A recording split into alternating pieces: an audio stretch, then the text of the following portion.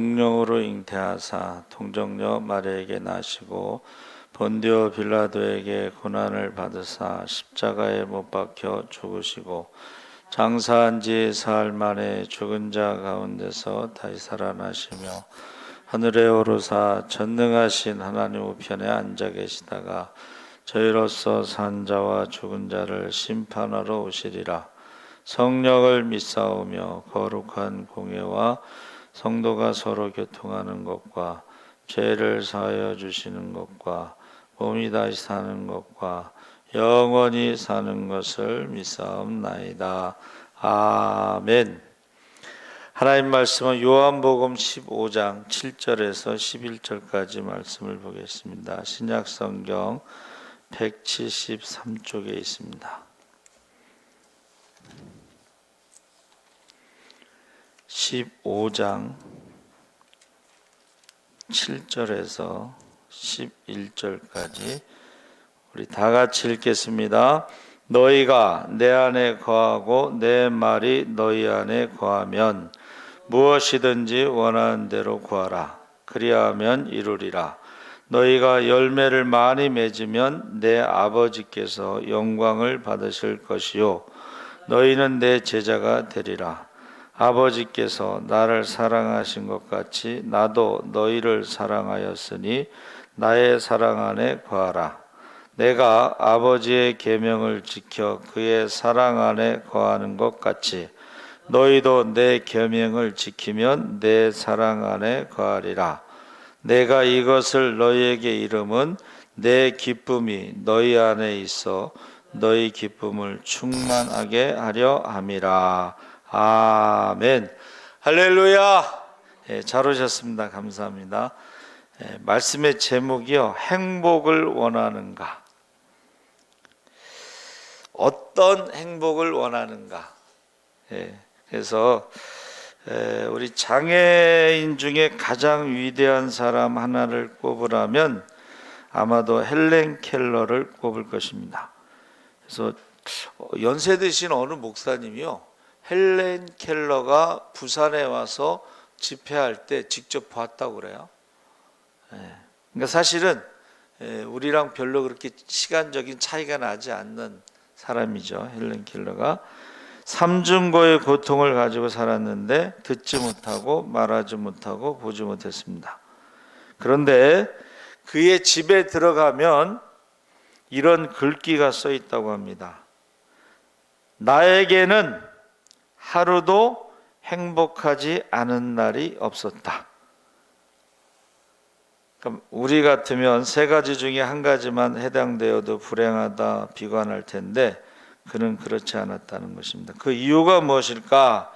그의 자서전을 보면 하나님께서 주시는 은혜 속에 살았기 때문이라고 고백하고 있습니다. 그래서 지금 이 시간에 우리에게도 그런 행복을 주시기를 원하십니다. 행복은 관계라고 그랬습니다. 관계는 만남입니다.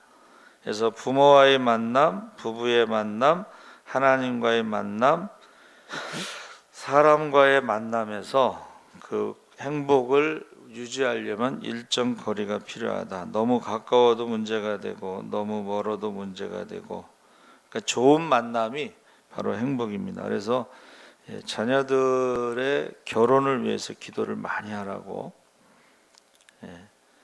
자녀들의 기도, 본인들도 구체적으로 기도하라, 그렇게 하면서 우리가 기도한 대로 결혼을 하고 만남이 있으면 행복한 거죠. 그래서 우리가 읽은 말씀에 어떻게 행복해질 수 있는가를 말하고 있는데 예수님께서 나는 포도나무라고 말씀하셨습니다. 이 포도나무는 이스라엘에서 가장 좋은 과실나무 중 하나이고, 포도나무는 하나님의 선하심과 풍성하심 그리고 인간의 행복을 노래할 때 자주 등장하는 나무입니다. 그래서 그 풍성함과 행복이 어디에 열리냐면 가지에 열린다. 그 가지가 누군가 있을 때에 주님을 믿는 우리들이 바로 가지다. 그래서 우리 예수 믿는 성도의 행복은 열매를 많이 맺을 때 행복이 있습니다. 그래서 어떤 행복을 누리기를 원하는가 했을 때 하나님은 이미 그 행복을 우리에게 주셨다는 사실을 우리가 알고 있어야 되는데, 대개 여러분 가장 큰 축복이 뭐예요? 영접하는 자 곧 그 이름을 믿는 자들에게는 하나님의 자녀가 되는 권세를 주셨다 했을 때에 그 신분, 하나님의 자녀라고 하는 것만 해도 더 이상 바랄 필요가 없어요. 왜? 구하면 주신다고 했으니까. 그래서 정말 자기를 사랑하고 자기를 알아주고 그런 사람을 만나면 세상에서도 어떻게 해요? 자기 목숨을 바쳐서 충성한다 그래. 주인을 위해서 목숨을 바친다. 그래서 저도 저희 어머니가 기도하실 때 이는 내 사랑하는 아들 기뻐하는 자라는 응답을 받으셨다고 저에게 말씀해 주셨는데, 제가 직접 들은 건 아니라도 정말 하나님이 사랑하시고 기뻐하는 자라는 그 음성을 간접적으로 들은 것만으로도 나는 주님을 위해서 목숨을 바칠 수 있겠다, 그런 생각이 들어요. 우리 주님이 나를 어떻게 사랑하신 거예요? 십자가에 죽기까지 사랑하신 거예요. 할렐루야! 그러면 그 주님의 십자가의 사랑을 우리가 은혜를 깨닫게 된다면 나도 주님을 위해서 죽을 수 있겠다. 주님이 나를 먼저 사랑하셨으니까. 이래서 사람들이 순교를 하는가 보다, 그런 생각을 가져요. 아무 이유 없이 순교할 수 있겠어요? 주님이 나를 사랑하셨다는 것을, 그거를 어떻게 갚을 수가 없어. 그러니까 주님이 나를 사랑하신 만큼 나도 죽기까지 순종하겠다. 그게 순교죠. 그래서 순교는 육신의 생명을 거둬가는 것도 순교고, 요한처럼, 사도 요한처럼 그가 밤모섬에서 유배당했을 때에 살아있는 순교라 그랬어요. 어느 순교가 더 힘들까?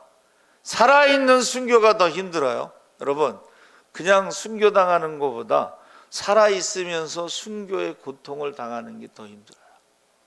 그런데 그 살아있는 순교를, 고통을 경험하면서도 하나님이 말씀하시고 위로해 주셨기 때문에 요한계시록을 쓴 거예요. 그러니까는 사도 요한만 살아있는 순교를 경험한 게 아니라 그 당시에 초대교회 성도들은 순교한 사람도 있지만 살아있는 순교로 그 신앙으로 살아가는 사람들도 있었기 때문에 하나님께서 사도 요한에게 계시록을 기록하고 그 말씀으로 살아있는 순교의 신앙으로 살아가는 성도들을 위로하라고 요한계시록을 주신 거예요. 할렐루야! 그래서 우리 선교사들이 지금 거의 팬데믹, 지금 코로나가 왔는데 60%는 자기의 선교지를 떠나지 않았다는 거, 목숨 걸고 있는 거예요. 거기 그러니까 케냐나 이런 데 백신이 없습니다. 거기는 백신이 없어. 그냥 걸리면 죽는 거예요. 그래서 안정규 선교사님 가는 그때도 자기가 잘 아는 선교사님이 죽었대, 코로나에 걸려서. 그래도 거기 가잖아. 왜, 어떻게 그럴 수가 있을까? 그 선교사님들이요, 우리 중국 연변 쪽에서도 거기서 이제 테러를 당했어요. 테러를 당했는데 치료받고 또 가더라고. 근데 치료받고 가서 죽었어요. 순교했어요. 그래서 저는 어떻게 그럴 수가 있을까? 순교할 만큼 하나님의 사랑을 체험한 거예요. 그러고 그것을 초대교회 성도들은 그것을 영광으로 알았어요. 내가 주를 위해서 죽을 수 있다는 것을 영광, 가문의 영광으로 알았어요. 순교자의 집안이라고 하는 가문의 영광으로 알았어요. 그래서 사랑하는 성도 여러분, 우리가요 예수를 믿는 것만도 우리는 정말 행복한 사람이에요. 제가 말씀드렸잖아요. 안 믿는 사람들은 지금 두려움과 공포 가운데 막 정신이 없어. 그리고 막 하루에 36명씩 자살하는데 3시간에 2명씩 자살해요. 두려움에, 공포에. 그런데 우리는 주님 오실 때가 가까웠다. 한 사람이라도 더 구원받는 것이 하나님 뜻이다.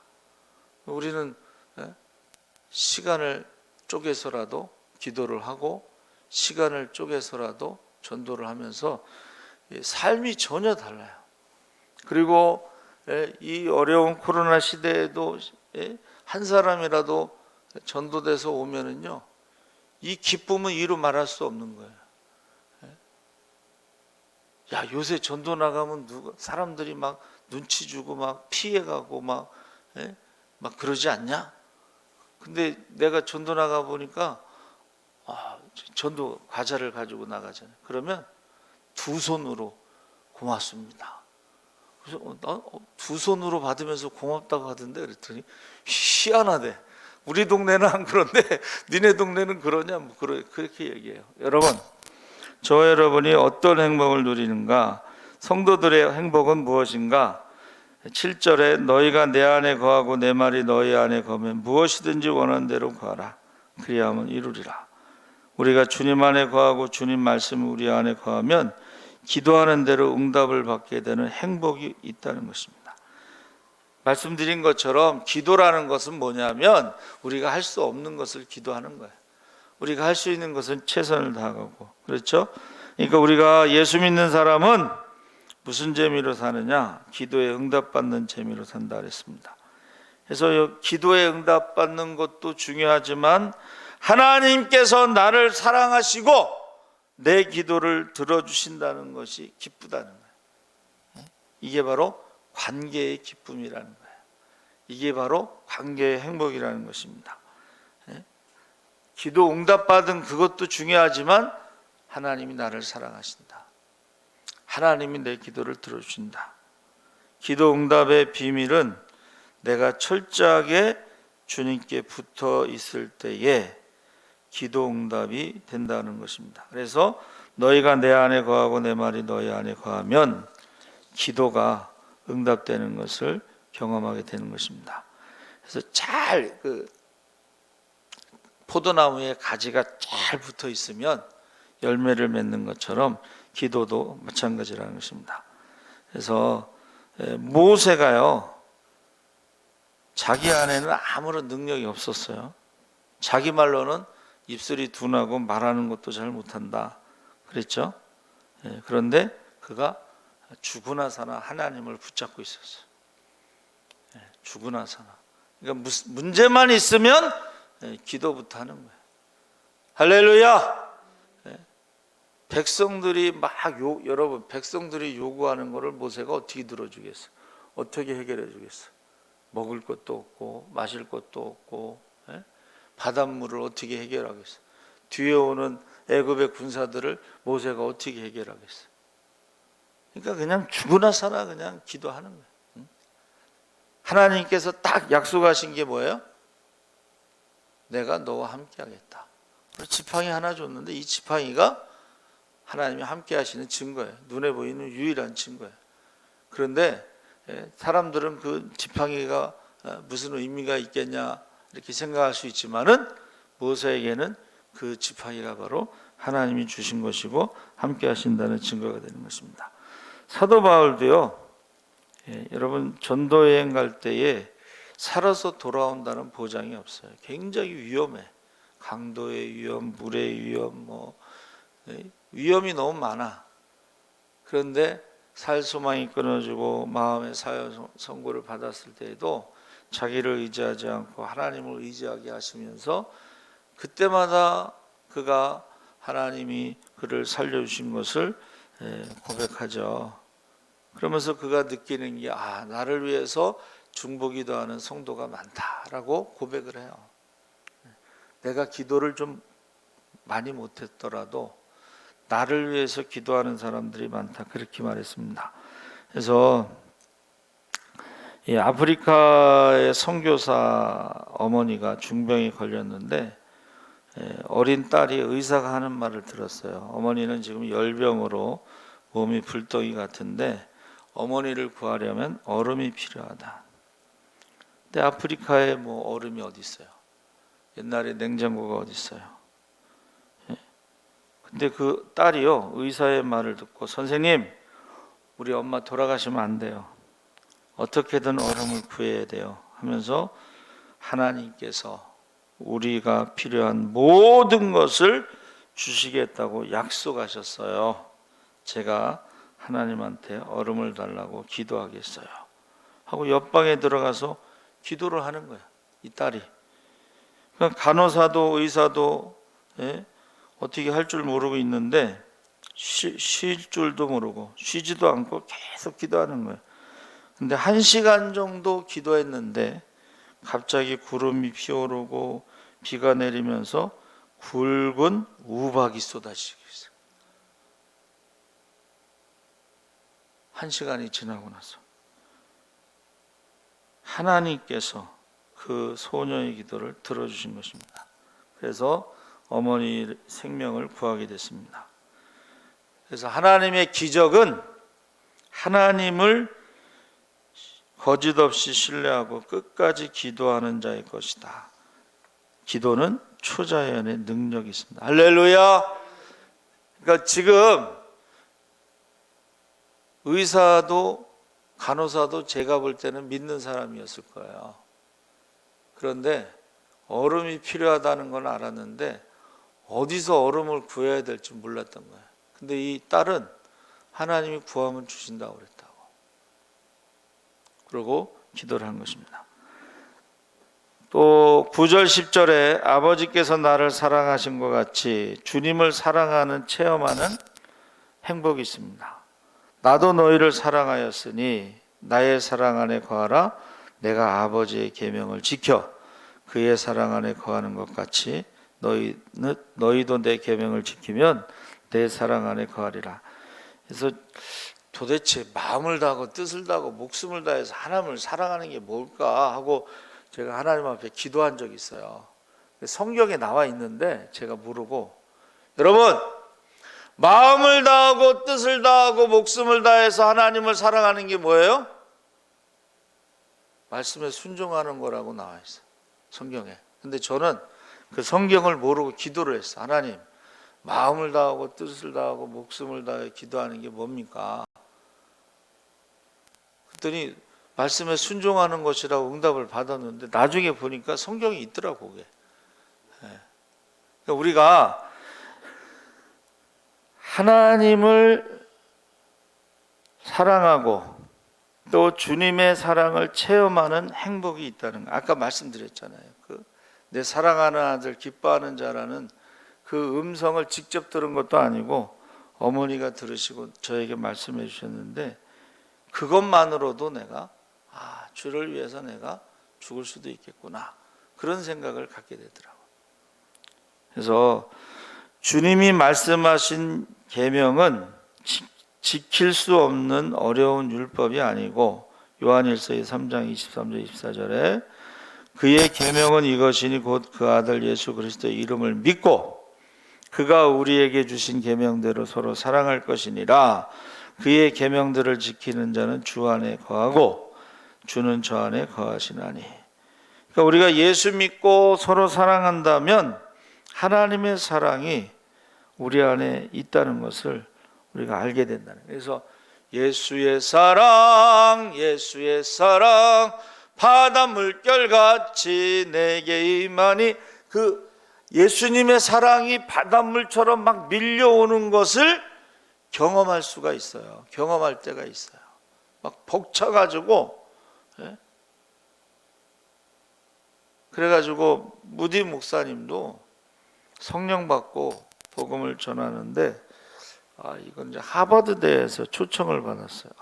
공부 잘하는 놈들 앞에서 설교 준비를 열심히 철학적, 문학적 막 하는데 애들이 별로 반응이 없어. 왜? 걔네들은 벌써 다 책을 많이 읽어서 알고 있는 거를 철학적, 문학적 하니까 반응이 없어서 그냥 설교 원고를 내려놓고 하나님의 사랑에 대해서 막 간증을 설교를 했더니 성령이 막 임하면서 이 아이들이요, 하나님의 사랑에 불이 붙어가지고 예배 끝나고 막 길거리를 뛰쳐나가가지고 막 사람들을 끌어안으면서 하나님은 당신을 사랑하신다고, 하나님은 당신을 사랑하신다고, 예? 길거리 뛰어나가서 막 사람들 끌어안고 막. 11월 27일인가 언제 부산에서요, 비가 오는데 20만 명이 모였는데 김용희 선교사님이 설교를 했어요. 복음만 설교하시는 그 본문을 보니까 요한복음 3장 16절, 하나님이 세상을 이처럼 사랑하사 독생자를 주셨으니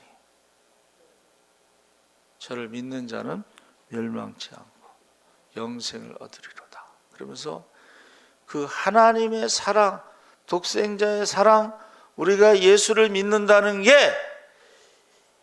이게 그저 시시하게 그냥 지나가는 말로 그게 아니라는 거죠. 제가 처음에 말씀드린 것처럼 하나님이 우리를 사랑하시는데 십자가에서 죽기까지 순종하시면서 물과 피를 다 쏟으시면서 그 채찍에 맞으시면서 그 모든 것을 다 바쳐서 우리를 사랑하셨는데 우리가 이렇게 대강 예수 믿으면서 살아갈 수가 있겠냐고.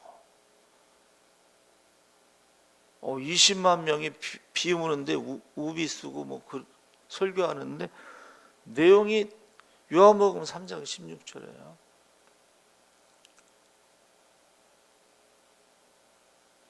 그러니까 그는 나 같은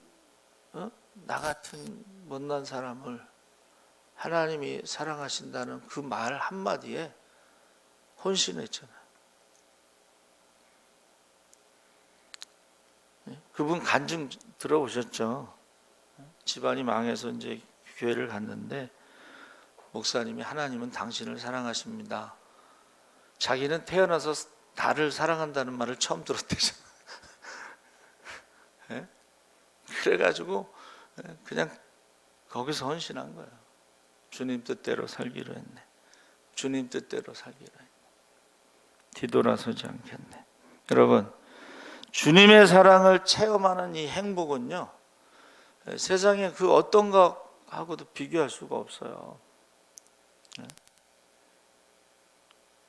그러니까 우리가 예수 믿고 서로 사랑한다면 그 안에 주님의 사랑을 체험할 수가 있다는 것입니다. 주님이 주님의 그 복음을 뭐에 비유했죠? 진주에다 비유했잖아요. 장사꾼이 진주 비싼 걸 발견하면 모든 걸 다 팔아가지고 그 진주 하나를 사는다. 근데 비슷한 이야기가 두 소녀가 바닷가에서 사이좋게 조개를 줍고 있는데 큰 조개 하나를 발견해서요, 동시에 그 조개를 잡았어요. 내가 먼저 봤다. 내가 먼저 잡았다. 힘 있는 친구가 가져갔어, 큰 조개를. 그러니까 이제 방향을 각각 다른 쪽으로 하고서 속상해가지고 막 그런데 이번에는 큰 조개를 놓친 그 소녀가요, 진주를 발견했어요. 그래가지고 얼른 감췄어요. 그러니까 아까 큰 조개를 빼앗긴 상처가 말끔히 없어졌어. 난 진주가 있으니까. 그래가지고 다시 그 친구한테 가서 같이 이제 이야기하면서 조개를 잡다가 또 큰 조개를 발견했는데 너 가져. 왜? 나는 큰 조개하고는 비교할 수 없는 진주를 가지고 있지. 그러니까 예수 믿는 사람은 세상이 없는 우리 주님이 나와 함께 하신다. 주님이 나를 사랑하신다. 할렐루야. 그러면 세상적인 거는 좀 양보하고 너그럽게 살아갈 수가 있다는 거예요. 그게 행복이라는 거예요. 왜?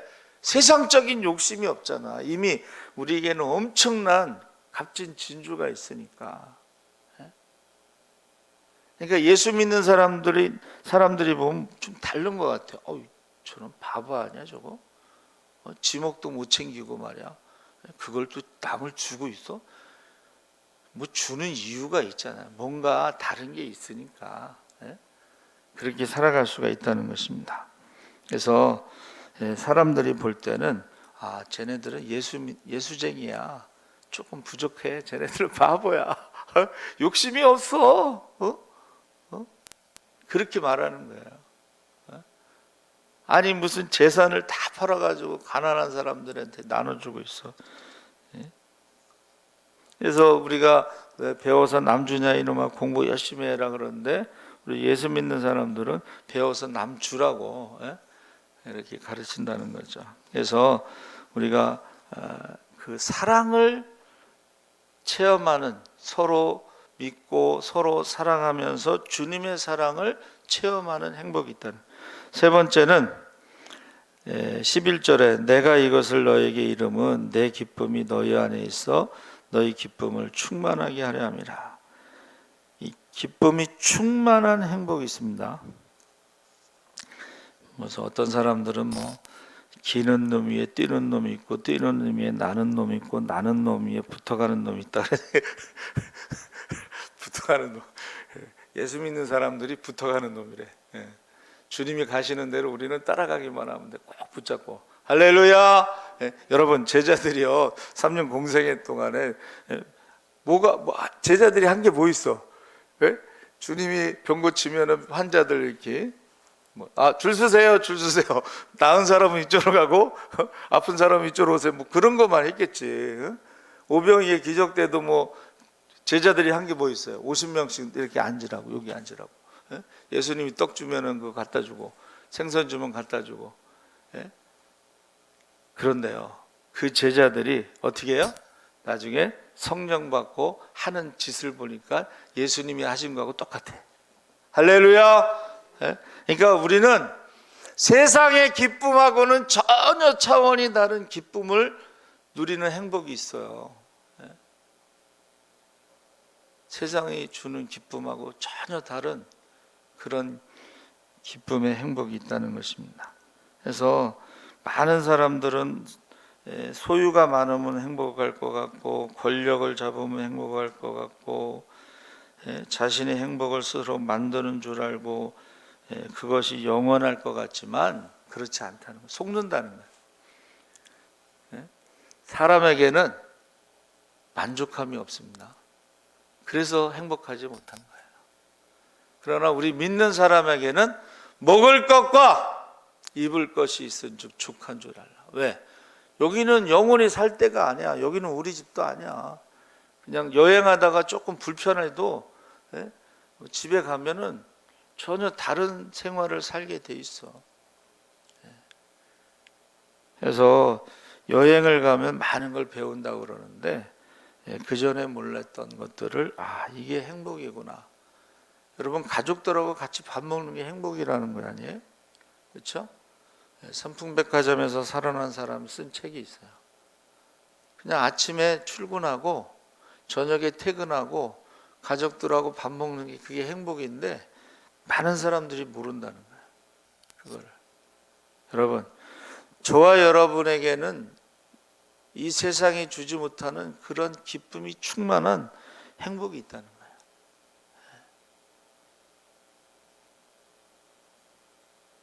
내가 세상 사람들은 많이 가지려고 하지만 우리는 많이 주려고 하는 행복.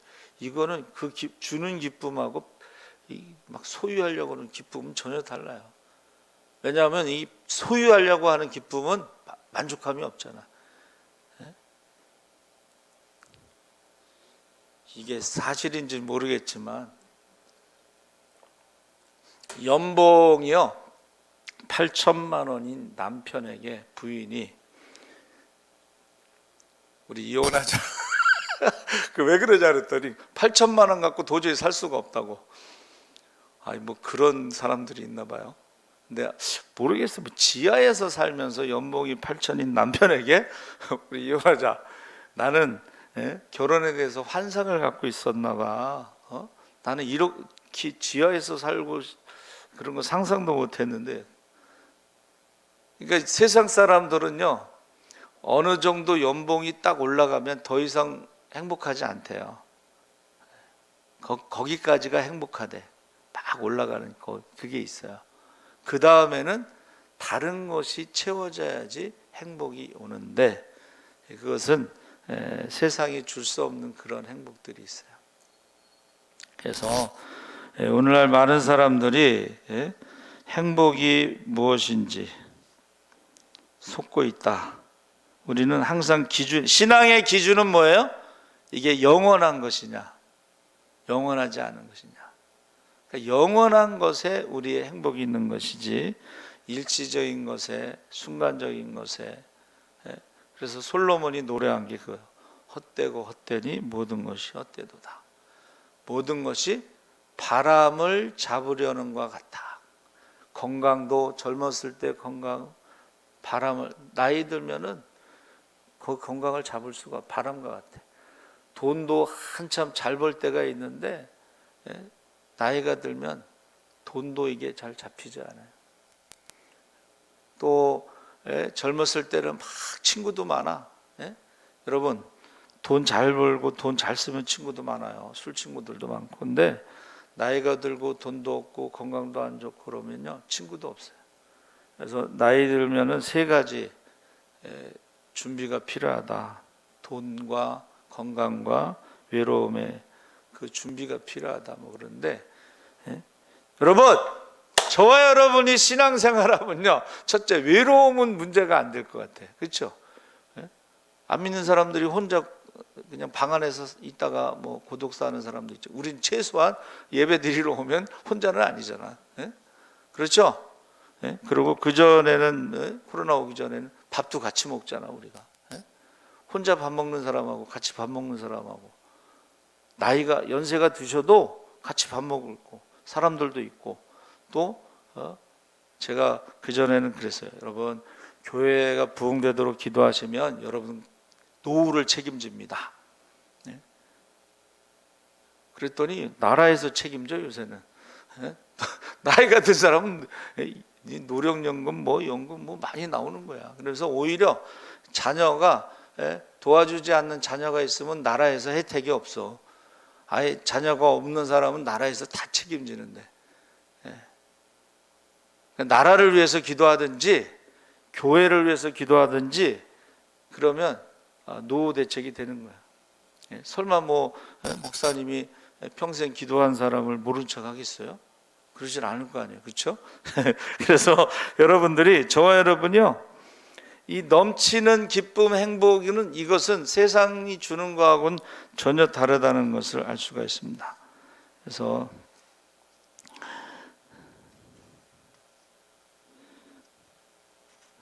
일본의 유명한 그 소설이 있잖아요.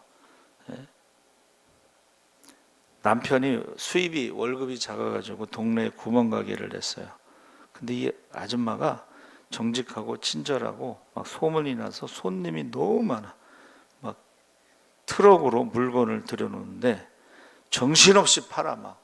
근데 남편이 어느 날 퇴근하면서 부인에게 이렇게 말해. 여보, 우리 동네 다른 가게들이 손님이 거의 없대. 저 건너 가게 문을 닫았대. 여기 손님이 너무 많아가지고. 그래가지고 그 부인이요, 물건을 줄였어요. 그러니까 손님이 오면 저희 가게는 없는데 저 건너편 가게 가면 사실 수 있습니다. 그러면서 이제 시간이 많이 남아서 그가 좋아하는 책을 많이 읽고 틈틈이 글을 쓰기 시작해서 그것이 유명한 빙점이라는 소설입니다. 미우라 아야코. 그러니까 너무 많은 욕심이 나서 주변에 있는 가게를 다 문 닫게 하면 그게 행복이 아니라는 거예요. 그리고 자기가 하고 싶은 거를 못 하잖아요. 그래서 다른 가게들을 살리기 위해서 자기 가게를 축소한 거예요. 물건을 줄이고. 그리고 책을 읽으면서 글을 써가지고 유명한 작가가 된 거죠. 소설 작가가. 그래서 행복이라는 것은 나 혼자만의 행복이 참 행복이 아니고 함께 누리는 것이 참 행복이다. 그래서 아까 처음 말씀드렸던 그 포도 열매 있죠? 어느 것은 굵고 어느 것은 작고 그렇지 않고 어느 정도 성장하면 대체적으로 알 크기가 균등합니다. 열매 크기가 일정합니다. 행복도 그렇다는 거예요. 나만 크면 행복이 아니고